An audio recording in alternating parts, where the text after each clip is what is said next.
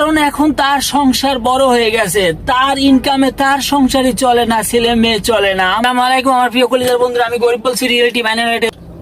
যেদিন নারকেল গাছটি লাগিয়েছিলাম সেদিনই আমার ছেলেটির জন্ম হয়। জন্মের সময় তার মা মারা যায়, ছেলেটিকে নিয়ে বিড়ম্বনায় পড়ে যায়। সারাক্ষণ তার পিছনে লেগে থাকতে হয়। একদিন দেখি গাছটি পানির অভাবে মারা যায়। আমার পরিষ্কার মনে আছে, যখনই একটু পানি নিয়ে গাছটির কাছে গেলাম তখনই ছেলেটির কান্নার আওয়াজ আমার কানে চলে আসে। আমি তড়িঘড়ি করে দৌড়ে এসে পানি ফেলে দিয়ে বাচ্চার মুখে দুধের বোতল তুলে দেই। আসলে গাছটির উপর বড় অবিচার করেছিলাম সেদিন।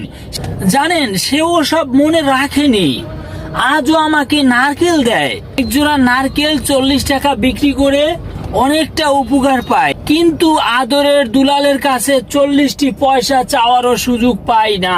কারণ এখন তার সংসার বড় হয়ে গেছে, তার ইনকামে তার সংসারই চলে না, ছেলে মেয়ে চলে না। আমাকে কি দেখবে? জানেন, যখন কথাগুলো মনে পড়ে চোখের পানি এমনিতেই বেরিয়ে আসে।